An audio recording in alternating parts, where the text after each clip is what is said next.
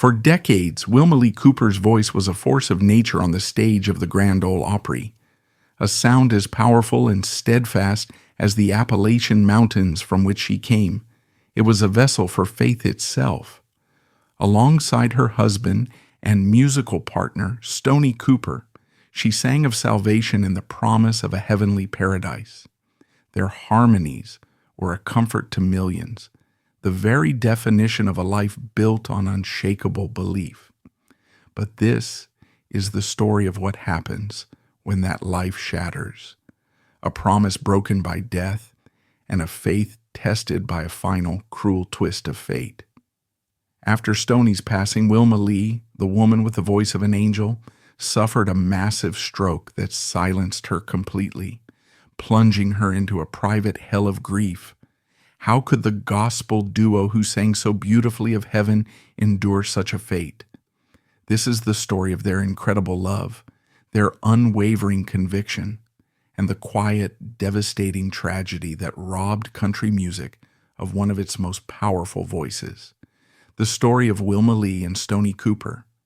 To understand their sound, we must return to the place that forged them, Valley Head, West Virginia. This wasn't glamorous Nashville. This was the rugged heart of Appalachia during the Great Depression, where life itself was a constant struggle. The mountains offered coal and timber, but they also imprisoned people in isolation. In that harsh environment, people clung to two pillars of survival, the church and music. And in truth, they were one and the same. Folk music told the secular stories of loss and redemption, while the hymns in the church house were the very voice of faith. Both rose from the same chests, born of the same primal need to endure. And it was this world that forged Wilma Lee Leary.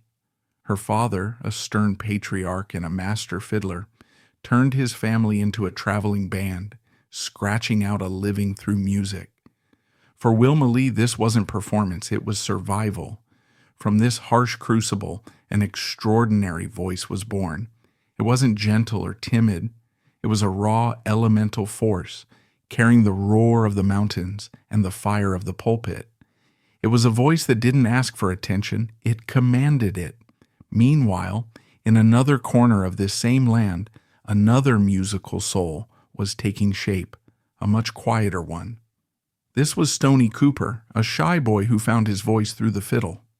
He became a local legend, and his playing wasn't just melody, it was a soulful prayer. Wilma Lee was the thunderous sermon, Stoney was the whispered prayer. They were two perfect halves of a single hymn, born from the same soil, and they were about to meet and change the course of music history forever. The story of their union is not a dramatic tale of love at first sight, but something more organic, more faded. It's a story that could only have happened in their world, where music was the ultimate matchmaker. In the late 1930s, Stoney Cooper was no longer just a local talent. He was the reigning West Virginia State Fiddle Champion, a title that carried immense prestige. Jacob Leary, always a shrewd judge of musical talent, recognized that adding a fiddler of Stoney's caliber would elevate the singing Leary family to a new professional level. He extended an invitation for the quiet, celebrated fiddler to join their traveling show. For Stoney, it was an opportunity. For Wilma Lee, it was a revelation. When she first heard him play, she heard a musicality that was different from the raw, driving rhythm of her family's style. His fiddle didn't just play a melody, it wove a rich emotional tapestry around the vocal. It could cry, it could sigh, it could soar. It was the perfect, elegant counterpoint to her own powerful, direct approach. And for Stoney, the moment he heard Wilma Lee sing was equally transformative. He had heard powerful female singers before, but her voice was different. It possessed an almost primal authority, a direct line to the heart of a song. She didn't interpret a lyric, she inhabited it. He heard in her voice a strength and a conviction that resonated with his own quieter, but equally deep musical soul. Their connection wasn't forged in flirtatious glances or whispered sweet nothings. It was built measure by measure on makeshift stages and in long car rides between shows. Their courtship was a slow unfolding harmony. It was the way his fiddle would intuitively answer her vocal line. It was the way she would turn to him for a solo, a silent acknowledgement of his mastery. It was the shared understanding of a life lived on the road, of the sacrifices made for the sake of a song. They were falling in love, but they were also recognizing in each other a kindred professional spirit. They were both utterly serious about their craft. In 1941, they made their partnership official, both in life and in music. They were married, and with that, Wilma Lee and Stoney Cooper, the duet, was born. Their decision to strike out on their own, separate from the Leary family, was a monumental leap of faith. They were leaving the only professional safety net they had ever known to build something from scratch. Their early years together were the quintessential story of paying dues, a grueling odyssey through the heartland of America in search of a steady paycheck and a loyal audience. This was the era of live radio, before television had invaded every living room and dozens of small local stations dotted the landscape. For itinerant musicians like Wilma Lee and Stoney, these stations were a lifeline. They became masters of what was known as the fruit jar circuit. They would land a daily 15-minute or half-hour slot on a small station, often sponsored by a local business like a flour mill or a patent medicine company. They would perform live, read advertisements, and build a following among the local listenership. Their pay was often meager, sometimes just a percentage of the sponsor's fee. The fruit jar name came from the practice of station owners leaving a jar out where listeners could drop in donations, coins, bills, and sometimes, quite literally, jars of canned vegetables from their gardens as a show of support. Their journey reads like a road atlas of forgotten radio call letters.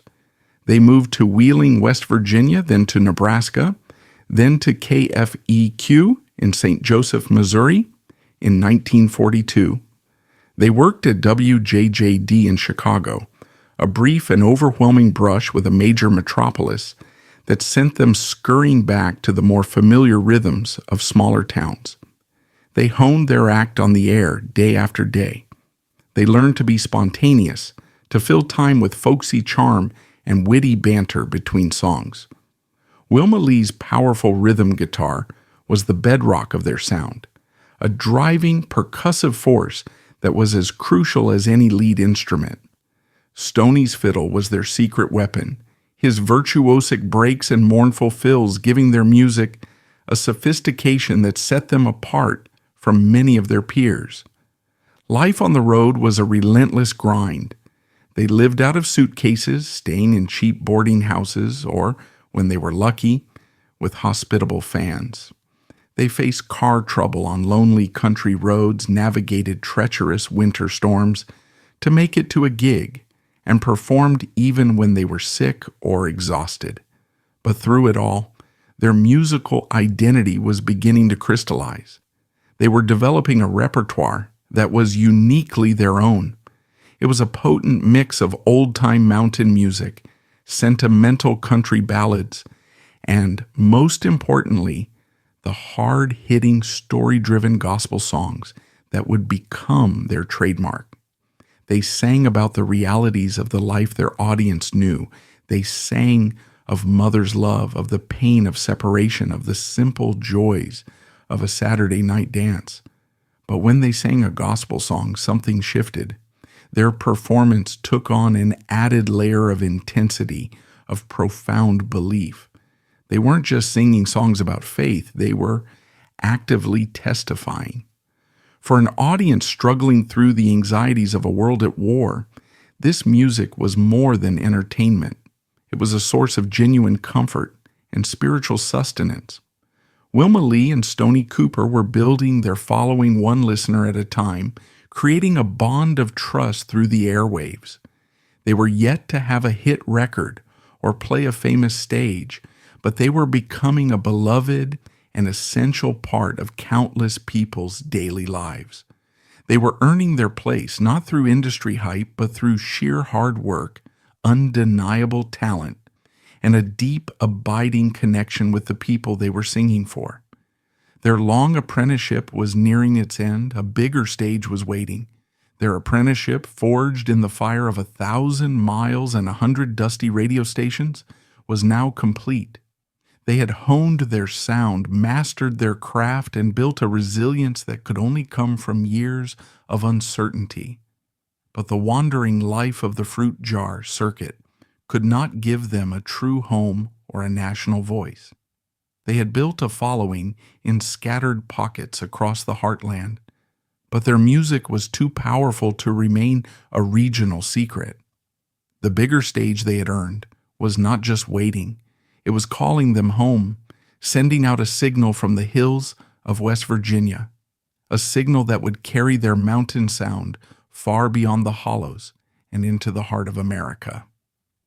For nearly a decade, Wilma Lee and Stoney Cooper had wandered the American radio landscape, becoming beloved voices in scattered towns, but lacking a true center for their career. That changed in 1947 with a call from WWVA in Wheeling, West Virginia. Its 50,000-watt signal blanketed the eastern United States, and its flagship program, the world's original Wheeling Jamboree, was second only to the Grand Ole Opry in prestige. This wasn't just another gig. It was an arrival on the national stage. Their impact was immediate. In an era of smoother Western singers, their sound was a jolt of raw, unvarnished mountain authenticity. Wilma Lee, now a commanding frontwoman, possessed a voice that needed no amplification to cut through the theater with sheer power and emotional honesty. Stoney, her perfect counterpart, was a consummate bandleader whose fiddle could convey a world of sorrow or ignite a firestorm. In Wheeling, their live energy was finally captured on record. They signed with Columbia Records in 1948, and it was during these sessions they recorded the songs that defined their legacy, particularly the gospel hit, 30 Pieces of Silver. The song, a stunning 4-minute sermonette from the perspective of a man who sold the wood for Christ's cross, became transcendent in Wilma Lee's hands. She didn't just sing it, she delivered it like an indictment. The record was a sensation, becoming one of the biggest gospel hits of the decade and forever, their signature tune. They followed it with other somber, powerful gospel classics, like Walking My Lord Up Calvary Hill, proving that the sacred space of the church and the commercial stage of country music could merge into something incredible.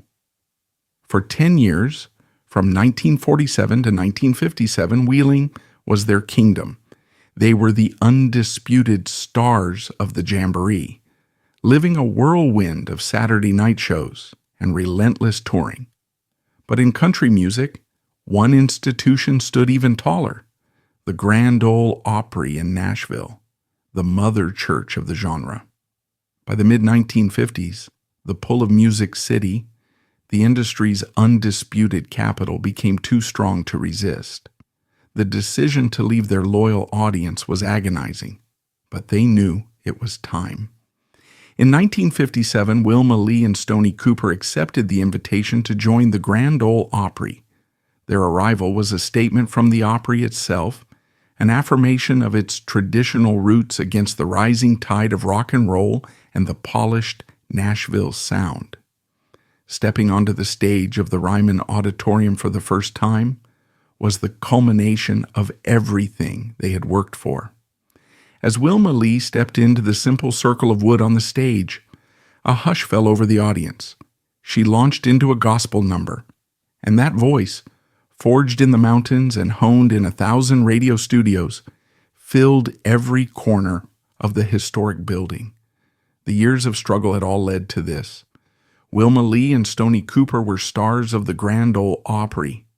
To stand in the sacred circle of the Riemann stage was to achieve a kind of professional immortality.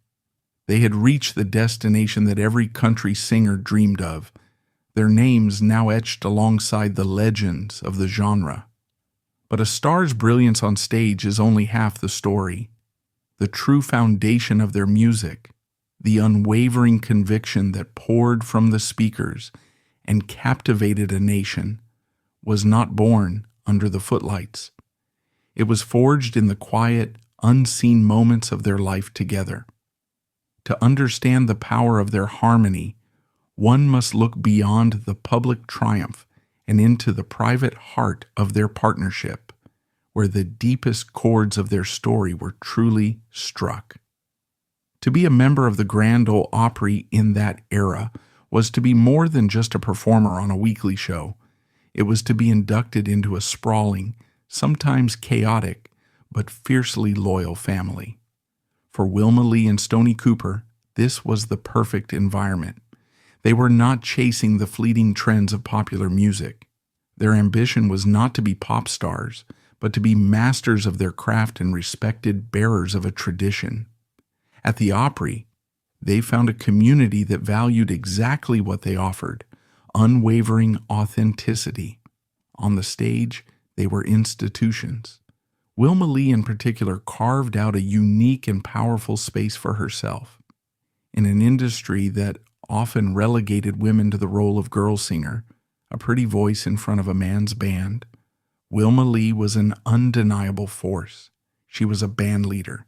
She called the tunes, she counted off the tempo, and she commanded the stage with an authority that was absolute.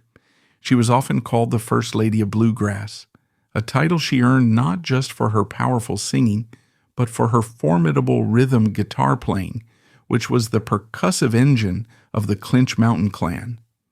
Her style was aggressive and driving, a world away from the gentle strumming of many of her contemporaries. She played the guitar like she sang, with purpose and power. This onstage ferocity was a direct reflection of her personality. Wilma Lee was nobody's fool. She was sharp, witty, and possessed a famously low tolerance for nonsense. Stories of her quick wit and formidable presence are legion among Opry old-timers. There's the well-known tale of the heckler at a club show, whom she silenced with a verbal lashing so complete it became the stuff of legend. Another story, perhaps less dramatic but equally telling, involves a young, arrogant musician who joined their band and attempted to tell her how a song should be arranged. Wilma Lee listened patiently for a moment before fixing him with her steely gaze and saying, "Son, I was singing this song a particular way long before you were born, and I'll be singing it this way long after you're gone. Now, are you going to play it right, or are you going to go home?" The musician played it right. She was a pioneer, clearing a path for future generations of female artists, not by singing songs of overt rebellion, but by simply refusing to be anything less than the master of her own domain. She wasn't making a political statement. She was just being Wilma Lee. It was an attitude born from a life of self-reliance, from the hard, scrabbled days in West Virginia where you stood your ground or you got pushed aside. Yet, this formidable exterior housed a deep well of warmth and loyalty for those she considered family. To her friends and fellow musicians, she was a source of encouragement, a fierce defender, and the undisputed matriarch of the traditional country scene at the Opry. If Wilma Lee was the fiery heart of the duo, Stoney Cooper was its steady, calming soul. His quiet, unassuming nature was the perfect counterbalance to her dynamic energy. On stage, he would stand just to her side, a picture of serene focus, letting her command the spotlight while he provided the intricate, elegant framework for her voice. But to mistake his quietness for passivity would be a grave error. Off stage, Stoney was the brilliant architect of their career. He was the businessman, the negotiator, the one who navigated the notoriously shark-infested waters of the music industry. He booked the tours, managed the payroll, and ensured that their finances were in order. While Wilma Lee was the undeniable artistic force, it was Stoney who built and maintained the vessel that carried that force around the country. Their daughter, Carol Lee, who grew up watching this dynamic firsthand, put it most succinctly. Mother was the star, but Daddy was the one who made sure the star had a place to shine. His kindness and gentle spirit were legendary. In the competitive, ego-driven world of Nashville, Stoney was universally beloved. He was a man without enemies. He treated everyone, from the biggest star to the greenest stagehand, with the same quiet respect. He was a mentor to younger musicians, always willing to share a piece of advice or a complex fiddle lick. His dressing room door was always open. This gentle nature was the perfect foil for Wilma Lee's more fiery temperament. He could calm her frustrations with a quiet word, and she could motivate him to action with her relentless drive. They didn't just complement each other, they completed each other. Their marriage of nearly 4 decades was the bedrock upon which everything else was built. Their onstage chemistry was no act. It was the public expression of a deep and private partnership. The looks that passed between them during a song, the intuitive way his fiddle would respond to a subtle shift in her phrasing. These were the signs of a nonverbal conversation that had been going on for a lifetime. When they sang a gospel harmony, their voices blending into a single, seamless entity, it was the sound of 2 people who had become one in music and in spirit. Their faith was the invisible thread that stitched their lives together. Unlike some performers who might use gospel music as a convenient niche, for Wilma Lee and Stoney it was the very core of their being. They lived their faith with a quiet, unpreachy dignity. Their friend, the beloved Opry comedian Minnie Pearl, once famously remarked, "Being around Wilma Lee and Stoney is like being in church, but a church where you're allowed to have a good time." They didn't judge or proselytize, they simply embodied the values of compassion, humility, and steadfastness that they sang about. This faith was their anchor in the often turbulent world of show business. It gave them a perspective that many of their peers lacked. They saw their talent not as a vehicle for personal glory, but as a gift to be used for a higher purpose, to bring comfort, to share stories, and to offer a glimmer of hope. This spiritual foundation is what gave their music its extraordinary emotional weight. When Wilma Lee sang about the pain of Judas's betrayal in 30 Pieces of Silver, the audience felt it so acutely because she was tapping into a deep personal understanding of right and wrong, of sin and consequence. When they sang together about the promise of a heavenly reunion, it resonated with a power that went beyond mere sentimentality. It was the sound of genuine, unshakable belief. This life was the only one their daughter, Carol Lee Cooper, ever knew. She was quite literally a child of the jamboree and the Opry. Her crib was often a makeshift bed in a dressing room, and the sounds that lulled her to sleep were the distant strains of a fiddle tune or a gospel quartet. She grew up seeing the reality behind the footlights, the exhaustion after a long show, the stress of endless travel, the constant pressure to perform. But she also saw the joy, the camaraderie, and the profound love her parents had for each other and for their music. She became a performer herself, eventually forming the renowned backing vocal group, the Carol Lee Singers, who would become a mainstay of the Opry for decades. She inherited not just her parents' musical talent, but their work ethic and their deep respect for the traditions of country music. The home they built in Nashville was a sanctuary away from the road, a place filled with music, laughter, and the simple comforts of family life. but their true home was always the stage, standing side by side, sharing their songs. Their story was not one of dramatic highs and lows, but of a steady, unwavering commitment to their art, their faith in each other. It was a life built on harmony in every sense of the word, and it was this beautiful, solid foundation that would make the silence to come so profoundly, unimaginably devastating. This idyllic life, a perfect and seemingly unbreakable harmony of personal love, professional respect, and spiritual devotion, felt like a world unto itself. For years, it seemed that their partnership was a fortress, protecting them from the turmoil of the outside world and the personal demons that haunted so many of their contemporaries. But no fortress can stand forever. As the years wore on, the fortress of their partnership, which had seemed so unbreachable, would face an assault from two relentless forces: the changing, unforgiving tide of the music industry and the even more inevitable march of time itself. The harmony was about to be tested and then tragically broken. For Wilma Lee and Stoney Cooper, the first decade in Nashville was a golden era. They were secure in their status as beloved members of the Opry family, respected elders in a genre they had helped to shape.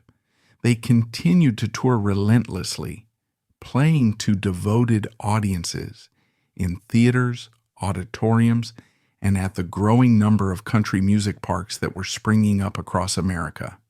They signed a new recording contract with Decca Records and later Hickory Records, and while they never again achieved the chart-topping success of 30 Pieces of Silver, they remained consistent and respected recording artists. Their life settled into a comfortable, if demanding, rhythm, the weekly pilgrimage to the Opry stage, interspersed with long stretches on the road. But beneath this surface of stability, the very ground of country music was shifting. The raw string band sound that had been the genre's bedrock was being systematically polished, sanded down, and reshaped for a new, more sophisticated audience. This was the dawn of the Nashville sound, masterminded by visionary producers like Chet Atkins at RCA and Owen Bradley at Decca. The Nashville sound was a deliberate attempt to make country music more palatable to pop radio listeners.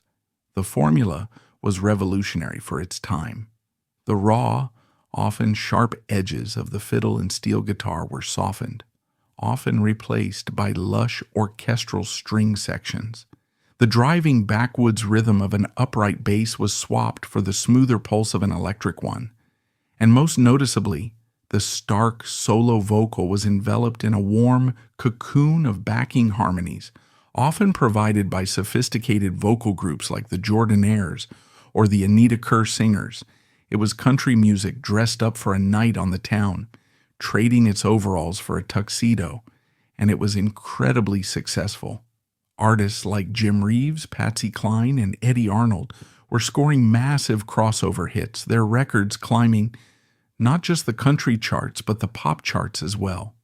Nashville was booming, transforming from a regional music center into a global entertainment powerhouse. For the record labels and publishing houses on Music Row, the message was clear: Polish was profitable, and tradition, in its purest form, was a commercial liability.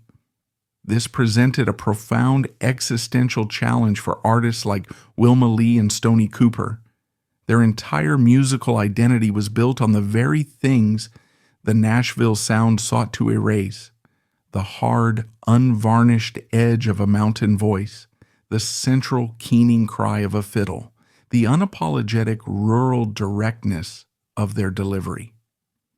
They were the musical equivalent of handcrafted solid oak furniture in a world that was falling in love with sleek, mass-produced chrome. The pressure to adapt, both subtle and overt, was immense.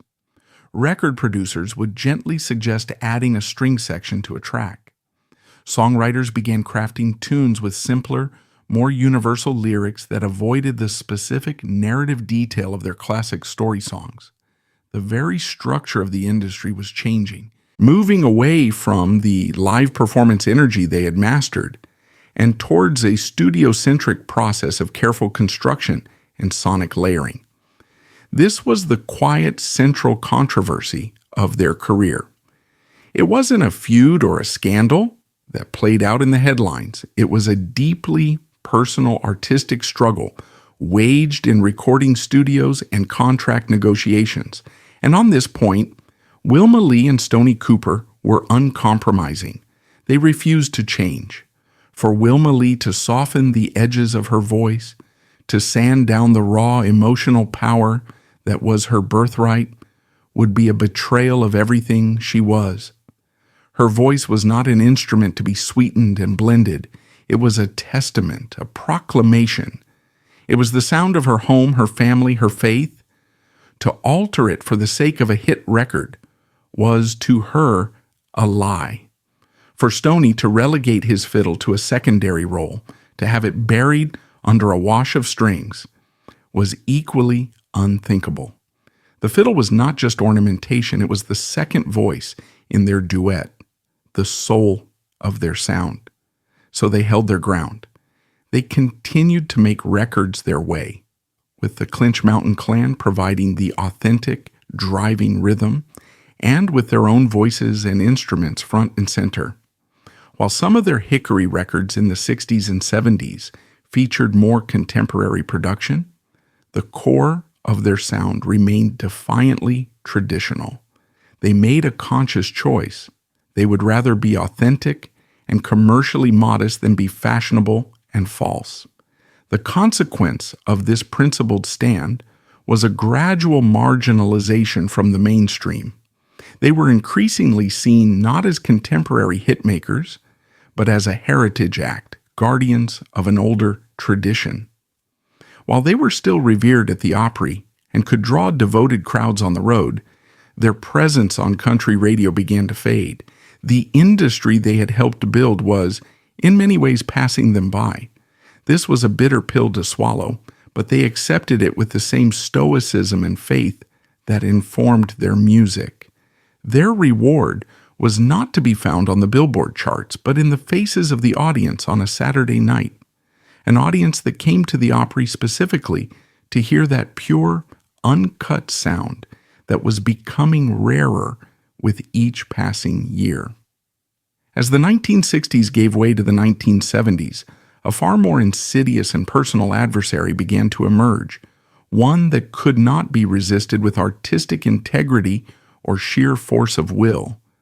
The relentless pace of their life, the decades of nonstop travel, began to take a heavy toll, particularly on Stoney. For 40 years he had been the anchor, the quiet, indefatigable engine of their partnership. He had driven the car through snowstorms, loaded the equipment, managed the books, and stood steadfastly on stage night after night. But the human body can only endure so much. By the early 1970s, Stoney's health began a slow, heartbreaking decline. He was plagued by a host of ailments, chief among them a worsening heart condition. The man who had always been the picture of calm strength began to look frail. His energy waned. For Wilma Lee, this was a terror unlike any she had ever known.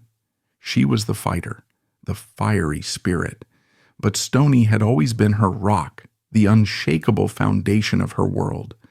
Now she had to watch as that foundation began to crack. She transitioned into a new, unfamiliar role, that of a caregiver. She managed his medications, worried about his diet, and tried to shield him from the stresses of the road. On stage, they carried on with the utmost professionalism. The audience, for the most part, saw the same beloved duo they had always seen. But for those backstage, the change was apparent. Before a show, Stoney would need to rest, to conserve what little energy he had. Wilma Lee's fierce protective instincts, once directed at hecklers and unscrupulous promoters, were now focused entirely on her husband. A new fragile tension underpinned their performances. The songs themselves began to take on a new, almost unbearable poignancy. When they stood together and sang of a heavenly reward, it was no longer a distant theological concept. It was a near and pressing reality, a hope they clung to with a desperate sincerity. The themes of suffering, mortality, and faith, in the face of loss that had always been present in their music, now became the central, unspoken text of their lives. They were living the very gospel they had spent a lifetime singing. In 1974, the Grand Ole Opry moved from its historic home at the Ryman Auditorium to a new modern complex at Opryland. For many of the traditionalists, it was a bittersweet moment. They were leaving the Mother Church, the building whose walls were saturated with a half-century of country music history, for a state-of-the-art but less soulful television studio. For Wilma Lee and Stoney, the move symbolized the changes in their own lives. They were entering a new uncertain chapter. Their final years together on that new Opry stage were a testament to their love and professionalism. Stoney, though visibly weakened, would summon the strength to perform, his fiddle playing perhaps less fiery, but imbued with a new, deeply melancholic beauty. Wilma Lee's voice, now carrying the weight of her private fears, had a new depth of emotion. She sang with the fierce urgency of a woman trying to hold back the tide with the sheer power of her will. But the tide was relentless. In late 1976 and early 1977, Stoney's health deteriorated rapidly. He was in and out of the hospital, his strength finally failing him. Wilma Lee's life became a grueling shuttle between the hospital and the Opry stage, a heartbreaking contrast between the sterile, quiet reality of his illness and the bright, noisy world of performance. Finally, on March 17, 1977, the music stopped. Dale Stoney Cooper passed away at the age of 58. The partnership of 36 years was over. The harmony was broken. For Wilma Lee, the silence that descended was absolute. It was the end of a conversation that had spanned her entire adult life. The man who had been her partner, her business manager, her musical anchor, and the quiet center of her universe was gone. She was, for the first time since she was a teenager, utterly and completely alone. What happens when a perfect harmony is shattered, when a lifelong conversation ends mid-sentence? For Wilma Lee Cooper, the silence left by Stoney's death was not just an absence of sound, but a void where the very center of her world had been. The story, as they had written it together, was over, but in the wreckage of that ending, a final heartbreaking chapter was yet to be written. It would be a chapter of extraordinary courage, of a defiant voice trying to sing through the sorrow, and of a final cruel twist of fate that would test the limits of faith and the meaning of their entire legacy. The greatest trial was not in losing her partner, but in facing the silence that was to come. In the immediate aftermath of Stoney's death, the country music community wrapped its arms around Wilma Lee. The Opry family, a true family in times of crisis, offered its support. Friends and fellow artists checked in on her, shared their condolences, and offered to help in any way they could. But the comfort of others could only penetrate so far into the profound solitude that had suddenly enveloped her life. For nearly 4 decades, every decision, every performance, every mile traveled had been part of a partnership. Now every morning was a stark reminder of its absence. Many assumed she would retire. She was in her mid-50s, financially secure, and had endured an emotional ordeal that would have broken most people. To step away from the footlights would have been completely understandable. But Wilma Lee Leary Cooper was not most people. She was a survivor, forged in the hardships of the Great Depression and steeled by a lifetime in a tough, unforgiving business. To quit was not in her nature. More than that, the music was not just her career, It was her identity, her language, her last remaining connection to the life she had built with Stoney. To stop singing would be to let the final part of him die. And so, with a courage that stunned even those who knew her well, she chose to carry on. She reorganized the Clinch Mountain clan, taking on the full burden of bandleader, a role she had always shared with Stoney. She stepped back onto the Grand Ole Opry stage as a solo artist. Those first performances were almost unbearably poignant. The audience, so accustomed to the perfect harmony of their voices, now heard only one. The empty space on the stage next to her was a palpable presence, a silent testament to the magnitude of her loss. Her voice, that incredible instrument of power, had changed. It was still strong, still resonant, but it was now imbued with a new, raw layer of sorrow. The gospel songs, in particular, became acts of pure, gut-wrenching testimony. When she sang "Walking My Lord Up Calvary Hill," she was no longer just telling a biblical story. She was sharing her own journey through the valley of the shadow of death. When she sang about a joyful reunion on heaven's shore, it wasn't a hopeful platitude. It was a desperate, personal prayer, a plea sung directly to the man she had lost. Her performances in those 2 years were not just entertainment. They were public acts of mourning, a testament to the enduring power of love and the crushing reality of grief. She threw herself into the work with a ferocious energy, as if motion was the only antidote to sorrow. She toured, she made appearances, and she continued to be a stalwart of the Opry. But behind the professional veneer, her friends saw the toll it was taking. The joy had gone out of the performance. The easy, comfortable chemistry she had shared with Stoney was replaced by the heavy, solitary burden of carrying their legacy alone. The conversation was now a monologue, and the silence from the other side of the stage was a constant, deafening reply. Then in 1979, just 2 years after Stoney's death, fate delivered its final, unspeakably cruel blow. Wilma Lee suffered a massive, debilitating stroke. The woman who had lived her life through sound, whose voice was a force of nature, was plunged into a world of profound and terrifying silence. The stroke ravaged her body, paralyzing her right side. But its most devastating assault was on her voice. The powerful, commanding instrument that could shake the rafters of the Ryman was cruelly diminished, reduced to a fragile whisper. The neural pathways were damaged, and the easy connection between thought and song was broken. The First Lady of Bluegrass had been silenced, not by choice, but by a cruel twist of biology.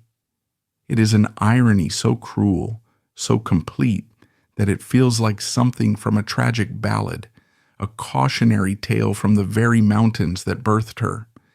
The gift that had defined her, that had lifted her from poverty, that had brought her love and fame and given comfort to millions, was gone. She was trapped inside her own mind, her thoughts and memories intact, but with no way to express them. The voice that had so powerfully testified about the nature of God and the promise of heaven was now unable to even whisper a simple prayer. Her public life was over. The long final chapter of her life would be lived in quiet dignity, away from the stages and crowds that had been her home, but never truly in seclusion. Cared for by her devoted daughter, Carol Lee, she remained a revered elder stateswoman within the Nashville community, often attending Opry functions and receiving lifetime achievement honors, a living testament to the history she helped create. For the next 32 years, Wilma Lee's legendary voice would never again ring out from the Opry stage with its former power. While she eventually regained some of her speech and could even sing gently in private, her public life as a performer was over. Cared for by her devoted daughter Carol Lee, she remained a beloved but distant figure in the Nashville community. Her records were still played, her name still spoken with reverence, but she was a living ghost in the history she had helped to write. It raises a question that sits at the very heart of their story, a question about the nature of faith in the face of incomprehensible suffering. Why would a benevolent God bestow such a magnificent gift, only to snatch it away in the cruelest manner imaginable? There are no easy answers. A religious person might say it was a test of faith, a final earthly trial before a heavenly reward. A more secular observer might see it as nothing more than a random tragic medical event, a cruel twist of biological fate. But perhaps the true meaning is not found in trying to reconcile the tragedy, but in appreciating the beauty that preceded it. The significance of Wilma Lee and Stoney Cooper is not defined by its silent, tragic end. It is defined by the decades of glorious sound that came before. So why do they still matter? In a world of fleeting digital fame and auto-tuned perfection, Wilma Lee and Stoney Cooper stand as monuments to authenticity. Their music was not a product manufactured for a market. It was a direct, unfiltered transmission from the soul. They were a vital link in a cultural chain, carrying the ancient sounds of the Appalachian church and the front porch picking session onto the biggest stages in America. They legitimized gospel music within the commercial country framework, proving that songs of deep faith could be as commercially viable and emotionally resonant as any secular tale of love and loss. Wilma Lee's role as a trailblazer cannot be overstated. In an era that constrained the ambitions of female artists, she was a bandleader, a rhythm guitarist of formidable skill, and a vocalist of uncompromising power. She did not ask for a place at the table, she took it, clearing a path for the generations of strong, independent women in country music who would follow. She was a matriarch in the truest sense of the word. Their ultimate legacy, however, is woven into the very fabric of their recordings. It is the sound of a perfect, almost mystical harmony between two people. It is the sound of a fiery, powerful female voice intertwined with the elegant, soulful cry of a fiddle. It is the sound of unwavering conviction, of a faith so deep and so real that you can feel it even through the crackle of an old 78 RPM record. They created a body of work that serves as a historical document of a time, a place, and a way of life that has largely vanished. On September 13th, 2011, after more than 3 decades of silence, Wilma Lee Cooper passed away at the age of 90. Her long, quiet vigil was over. She was finally reunited with her Stoney, the harmony at last restored. The story of Wilma Lee and Stoney Cooper is a profound paradox. It is the story of a voice that celebrated the glories of heaven and the silence that became a private, earthly hell. It is a story of immense strength and devastating fragility. But to view it only as a tragedy is to miss the point. The final silent years cannot overshadow the decades of vibrant sound. The silence was temporary. The music is permanent. The records still exist. The broadcasts can still be found. The clear, powerful sound of their conviction still rings out, a timeless echo from a bygone era. They taught us that the greatest music comes not from the ambition for fame, but from the simple, honest need to tell the truth of the heart. And in their beautiful, heartbreaking story, they left us with a final resonant lesson that even when life steals your voice, it can never silence the song you were born to sing.